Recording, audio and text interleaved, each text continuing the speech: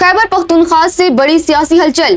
बानी पीटीआई ने हुकूमत से मुज़ाकरात और एहतजाजी तहरीक के तमाम इख्तियारात महमूद खान अचकजई और अलामा नासिर अब्बास को दे दिए। क्या तहरीक इंसाफ अब सड़कों पर दमादम मस्त कलंदर करने वाली है? वजीर आला सुहेल अफरीदी का 13 की सूरत हाल पर तशवीशनाक बयान और असद कैसर की 8 फरवरी को मुल्क गिर शटर डाउन हड़ताल की काल। क्या मुल्क एक बार फिर एहतजाज की लपेट में आने वाला है? जानिए इस रिपोर्ट में। नाजरीन, खैबर पख्तूनख्वा के वजीर आला सुहेल अफरीदी ने जमरूद के दौरे के मौके पर मीडिया से गुफ्तगू करते हुए सियासत की रुख बदलने वाली अहम खबरें शेयर की हैं। उन्होंने इंकशाफ किया है कि बानी पीटीआई ने हुकूमत के साथ मुज़ाकरात करने या सियासी तहरीक शुरू करने के तमाम तर इख्तियारात महमूद खान अचकजई और सेनेटर अलामा नासिर अब्बास को तफवीज कर दिए हैं। वजीर आला का कहना था कि बानी पीटीआई की जानिब से स्ट्रीट मूवमेंट यानी अवामी तहरीक शुरू करने की वाज़ेह हिदायत मिल चुकी हैं, जिसके लिए अमली तैयारियां शुरू कर दी गई हैं। सुहेल अफरीदी ने 2 टोक अल्फाज में कहा कि जब तक हमारी तहरीक कामयाब नहीं होती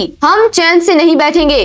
पार्टी वर्कर्स मुकम्मल तौर पर मुतहर्रिक हैं। 13 की सूरत हाल पर तबसरा करते हुए वजीर आला ने कहा कि उन्हें वहां से नकल मकानी की कोई इत्तला नहीं मिली। अलबत्ता ये इत्तलात इंतहाई परेशान कुन है कि मुकामी लोगों से दबाव के तहत मुआहिदों पर दस्तखत करवाए जा रहे हैं। उन्होंने वाज़ेह किया कि अगर 13 की अवाम की मुश्किलात का मामला इन तक लाया गया तो वो इसे हर सतह पर उठाएंगे और अवाम के हकूक का तहफ़्फ़ुज़ करेंगे। सुहेल अफरीदी ने याद दिलाया कि वो जमशुदा कबायली इजला के लिए 1000 अरब रुपए के तरक्याती पैकेज का ऐलान कर चुके हैं। हुकूमत संजीदगी से इन इलाकों को कौमी धारे में लाने और वहाँ बुनियादी सहूलियात फराहम करने के लिए इकदाम कर रही है। दूसरी जानिब पीटीआई के सीनियर रहनुमा असद कैसर ने तहरीक तहफ़्फ़ुज़ आईने पाकिस्तान के प्लेटफॉर्म से 8 फरवरी को मुल्क भर में यौम सियाह मनाने की अपील की है। उन्होंने ट्रांसपोर्टर्स और ताजिर बरादरी से दरख्वास्त की है कि वो 8 फरवरी को पहिया जाम और शटर डाउन हड़ताल करके गुज़िश्ता साल होने वाले इंतखाबात में अवामी मैंडेट की मुबैना चोरी के खिलाफ एहतजाज रिकॉर्ड कराएं। असद कैसर का दावा है कि 8 फरवरी को अवाम ने पीटीआई को 180 नशिस्तें दी,